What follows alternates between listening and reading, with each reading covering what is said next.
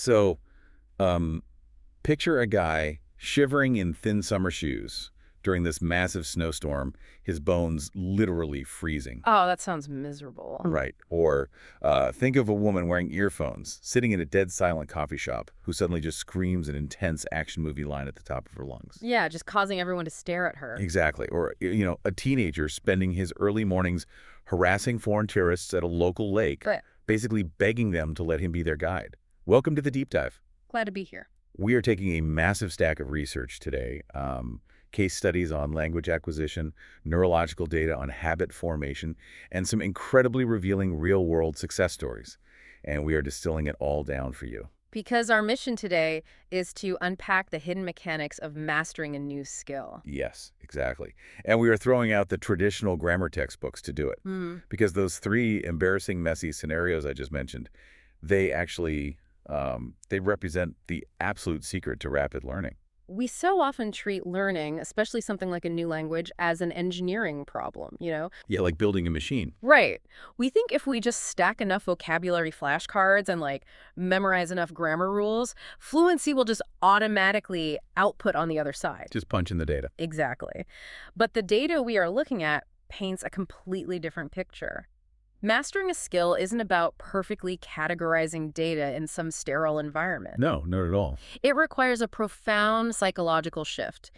You are literally wiring your brain and your physical body to cooperate under pressure. And that process is, well, it's inherently chaotic. It is super chaotic. And I want to jump straight into the first major hurdle of that chaos, which is how we actually acquire new information in the first place. Okay, let's do it. Let's use vocabulary as our testing ground. The standard approach is rote memorization alone in your room, right? But the evidence points to mastering low-pressure small talk as the actual golden gateway. Yes. Specifically, talking about the weather, which I know sounds wild. Well, weather seems like a trivial topic, almost a cliche. But from a cognitive load perspective, it is actually brilliant. How so? When you are learning something new, your brain is burning a massive amount of glucose just trying to formulate basic sounds. Yeah. If you try to debate philosophy or negotiate a business deal right away, How do you just crash? completely, the cognitive load of the content overwhelms your ability to practice the mechanics. The weather is a universal, highly predictable experience.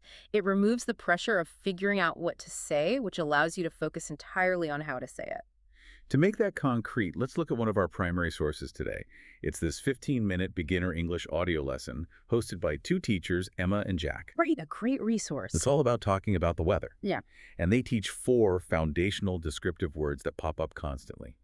Chilly, meaning a crisp, cool feeling. Freezing, when you're physically shivering. Right. Boiling, for oppressive, sweaty heat. And breezy, just a light wind. 4 very distinct physical sensations. Yeah.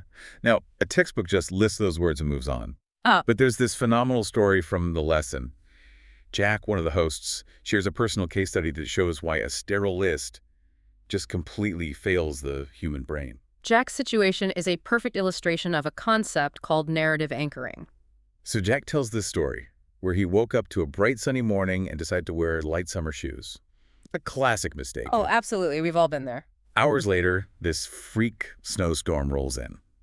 He is trapped, walking miles in the snow, his hands go totally numb, his nose is ice, and he describes ending up with what he called frozen bones.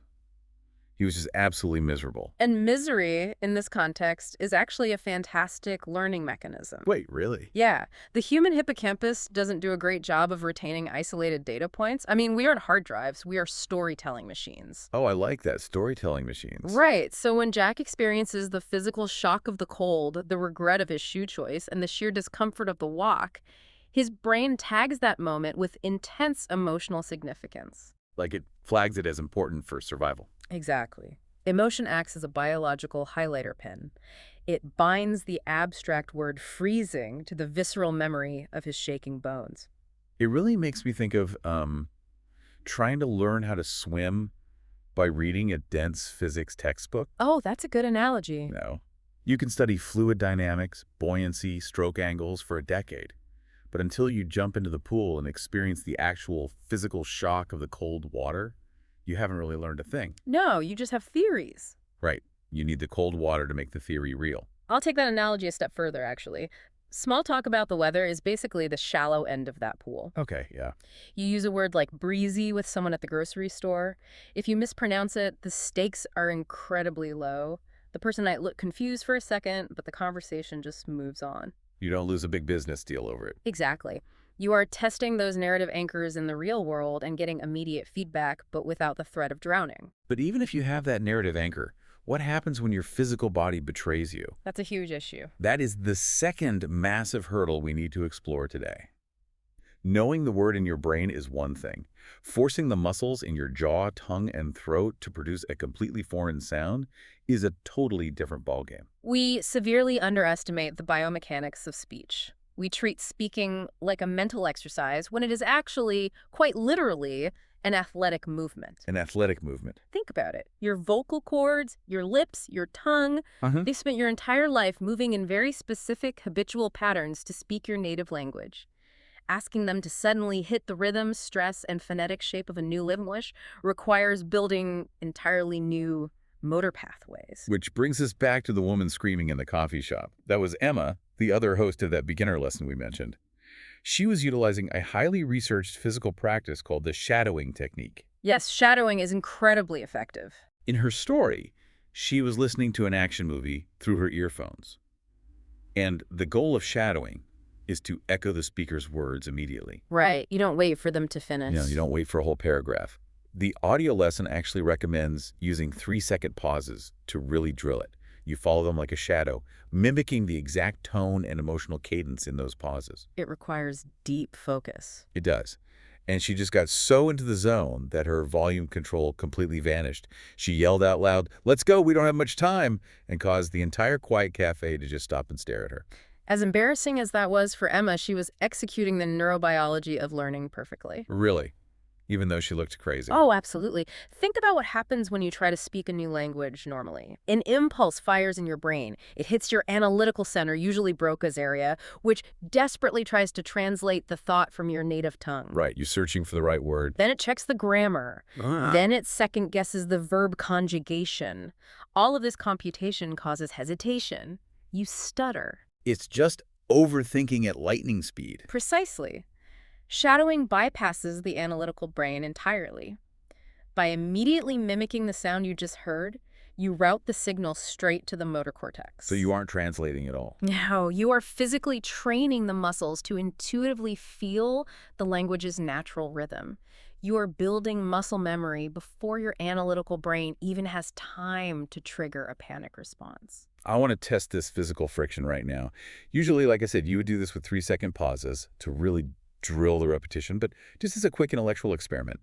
If you are listening to this, pay attention to the literal shape of your mouth when you switch between sounds. Okay, let's try it. I'm going to whisper this to avoid an Emma in the cafe situation. Notice the physical tension of saying freezing snow Freezing snow. versus boiling hot. Boiling hot. Yeah, it requires a completely different muscular engagement. My jaw actually drops way further for boiling, and my lips pull super tight for freezing. It is purely physical. If you just consume information silently on your morning commute, you're entirely ignoring the athletic conditioning required to actually perform the skill. Because consuming information is safe, producing it is risky. Practicing out loud, especially when you are making weird mouth shapes or accidentally talking too loudly in public, it requires a willingness to look foolish. Which introduces our third and maybe most difficult element of this deep dive, ego. We have to talk about how the human ego is the absolute enemy of skill acquisition. Oh, without a doubt. The ego's primary function is self-preservation. It wants to protect your status and your self-image. Nobody likes looking stupid. Right, but when you are a beginner at anything, your status is zero. Mm. You are going to make mistakes, sound unintelligent, and fail publicly. The ego hates that, so it deploys defense mechanisms to basically keep you silent. There is a phenomenal story in our sources about a 26-year-old Brazilian software engineer named Jake that perfectly captures this ego trap. Jake's story is so relatable. He is brilliant, right? A savant-level coder. Mhm. He spends months just studying advanced English grammar lists in his room because he wants to land a remote job with a major international tech company. And he gets the interview. He gets the interview. He is sitting on a video call with 3 native English speakers, and they throw out this massive softball question. Can you tell us about yourself and your work? It's the ultimate collision of high technical skill and zero contextual practice. Complete collision. Jake just freezes. He knows the English words in his head. He could read them perfectly on a screen, but under the pressure of three people staring at him, his mouth just refuses to move. The fight or flight kicks in. He stammers out, yes, software, many projects, good. It is agonizing to even think about. The Yeah. silence on the call just drags on and on. He failed the interview, not because his coding was weak, but because his traditional silent study method completely collapsed under pressure. To understand why Jake froze, we really have to look at the amygdala. When Jake felt the social pressure of the interview, his amygdala perceived it as a literal threat to his survival. Like a physical threat. Yes, it triggered a fight or flight response. When that happens, your brain pulls resources away from your prefrontal cortex, which is the part that handles complex thought and language processing, and prepares your body to either punch something or run away. Wow, so he physically couldn't speak. His brain literally shut down his ability to access his vocabulary. So how does a learner actually fight biological fight or flight? Because the amazing thing is, Jake didn't give up. No, he pivoted. He didn't let his ego say, well, they just don't appreciate my coding skills. He completely overhauled his method. He stopped studying advanced grammar entirely. For the next 5 months, he focused on a list of just 50 survival sentences. That was the game changer. Phrases like, I don't understand. Can you repeat that? Or let me try saying that differently. And he practiced them out loud, alone in the shower, every single day. He just narrated his morning routine. He was utilizing a deeply effective emotional regulation technique. The research highlights something called the 5-second pause. Tell me about that. When your ego takes a hit, say you stumble over a sentence in front of a native speaker, the amygdala spikes. You want to panic, apologize profusely, or just shut down and leave. I usually just want to disappear. Right. But if you force a deliberate 5-second pause, literally counting 1, 2, 3, 4, 5 in your head, you engage the parasympathetic nervous system. Oh, so it's like an override switch. It acts exactly like an override switch. It forces the prefrontal cortex back online. It gives the emotional wave time to crest and break, which allows you to detach from the embarrassment. And that's what Jake did. Yes. Jake trained himself using those survival sentences. Instead of panicking when he lost a word, he had an automatic muscle memory response ready to go. Can you repeat that? By dropping the need to sound like a brilliant engineer, he actually freed up the cognitive bandwidth to learn. And the payoff for him was incredible. After a 5-month sprint of looking at himself in the mirror and just accepting being a beginner, he applied for the job again. And this time, he was ready. He was calm. He was clear. He landed the position paying $5,000 a month. He even bought his parents thank you gifts with his first paycheck. He got a gold necklace for his mom, a nice watch for his dad. It is such a triumphant moment, but it was born entirely out of swallowing his pride. Perfectionism is usually just a mask for insecurity. When you drop the facade of perfection, you accelerate your progress exponentially. I love that. Let's push this concept to its absolute limit then. We've talked about practicing in the shower and doing small talk about a breezy day at the grocery store. But what does this look like when you take radical, fearless immersion out into the wild? True immersion is heavily misunderstood. Really? Yeah, people assume you have to buy a one-way ticket to a foreign country to be immersed. But the data shows immersion is not geographical, it is behavioral. Behavioral immersion, okay. It is a deliberate choice about how you interact with your immediate surroundings. This brings us to the teenager at the lake. We are talking about Jack Ma, long before he founded Alibaba and became a billionaire. His story is fascinating. Back in the 1970s and 80s in Hangzhou, China. He was just a kid with terrible English test scores. But he bypassed the academic system entirely. Every single morning in the freezing cold before sunrise, he rode his bicycle to Westlake, which was a hub for foreign tourists. Just incredible dedication. He would walk up to complete strangers and offer to give them a free tour of the area, just so he could practice conversing in English. It is the ultimate form of exposure therapy, to subject yourself to that level of social friction day after day with limited language skills. And the friction was very real. He faced an absurd amount of rejection. The research points out that later on, when a KFC opened in his city, 24 people applied for a job. 23 were accepted. Jack Ma was the single applicant they rejected. Wow, the only one. The only one. But that constant exposure to failure inoculated him against the fear of it. He kept talking to tourists, shadowing their cadences, absorbing their slang. One tourist even nicknamed him Jack because his Chinese name was too difficult to pronounce, and he just kept the name. He treated every single interaction as a laboratory. That mindset shift is what sets him apart. Okay, let me pause and play devil's advocate here for a second. Mhm. Jack Ma's story is legendary, but it's also really extreme. Fair point. Not everyone listening to this deep dive has a major international tourist destination in their backyard. And more importantly, nobody has the free time of a 1970s teenager to spend 3 hours every morning giving free tours. True. If you were working 50 hours a week and raising kids, how on earth do you apply radical immersion? That is honestly the most critical question we can ask, because if a method isn't sustainable, it's useless. The research draws a very sharp line here between wasting time and intentional time. Okay, unpack that. You do not need massive 3-hour blocks of free time to achieve immersion. Binge learning is actually wildly inefficient for the brain.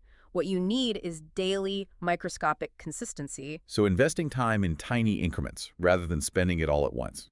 Yes, exactly. From a neurological standpoint, myelination, which is the process of insulating neural pathways to make skills automatic, happens best through frequent, short exposures, not marathon sessions. That's a relief to hear. Because motivation is a fleeting emotion, right? You will not feel motivated to study after a 10-hour workday.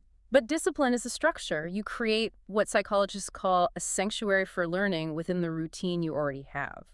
What does a sanctuary look like in practice? Give me an example. It can be as simple as dedicating your 5-minute shower to narrating your actions out loud in the language you are learning. Saying, I am picking up the soap. The water is boiling hot. Right. It could be making a rule that while you wait for your coffee to brew, you do 3 minutes of audio shadowing. Or keeping a notebook on your nightstand and forcing yourself to write exactly one sentence about your day before you turn off the lamp. I really appreciate that framing. It shifts the burden from finding more free time to utilizing the dead air we already have in our day. Exactly. We all have dead air. Instead of just scrolling a social media feed while standing in line, you make an intentional choice to shadow a 30-second audio clip under your breath. And doing that signals to your brain that this skill is critical to your daily survival. You weave the practice into the existing fabric of your life. It becomes unavoidable. Okay, let's zoom out and synthesize the blueprint we've uncovered today, because this fundamentally changes how we should approach acquiring any new ability. It really does. If you want to master a skill, you have to abandon the safety of silent academic study. The real world is messy, and your learning process needs to reflect that messiness. Step 1 is building those contextual anchors. Forget sterile flashcards. You need to attach data to emotion and narrative, even if it's just practicing small talk about a breezy day or complaining about freezing your bones in the snow like Jack did. Step 2, treat learning as physical conditioning. You can't just read. You have to train the biomechanics of your body. Right, it's athletic. Use the shadowing technique to bypass that overthinking analytical brain and build pure muscle memory, even if you look a little crazy doing it in public like Emma. And step 3 requires ruthless ego management. Build a survival list of essential phrases to keep you moving when you inevitably get stuck. Like Jake's 50 sentences. Yes. And when you do make a mistake and your amygdala spikes, deploy that 5-second pause. Count to 5, let the panic wash over you, force your higher brain back online, and keep going. And finally, construct your personal sanctuary of intentional time. You don't need to ride a bicycle to a tourist lake at 5 a.m. You just need 5 minutes of disciplined, daily immersion woven directly into the life you already live. Narrate your coffee routine. Write the single sentence before bed. Just be consistent. All of these mechanics point toward a much deeper transformation, which is actually the final thought I want to leave you with today. What's that? When you undertake the process of learning a profound new skill, especially a language that forces you to communicate differently, the ultimate reward is almost never the skill itself. Wait, it's not the $5,000 tech job?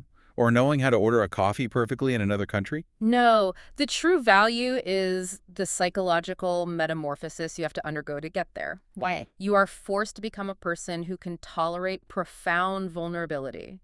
You have to strip away your ego, accept being a beginner, survive the embarrassment of public mistakes, and keep showing up anyway. That takes a lot of courage. It builds a resilience that bleeds into every other aspect of your existence. So as you go about your week, the real question isn't just what new skill you want to learn. What is it, Pam? The question is, what other areas of your life are desperately waiting for that fearless, ego-free, vulnerable version of you to finally show up? That is incredibly powerful, because whether you are awkwardly shadowing an action movie in a quiet cafe or shivering in summer shoes during a snowstorm, your willingness to just stand in the messy reality of being a beginner? Mm. Well, that is where the real deep dive begins.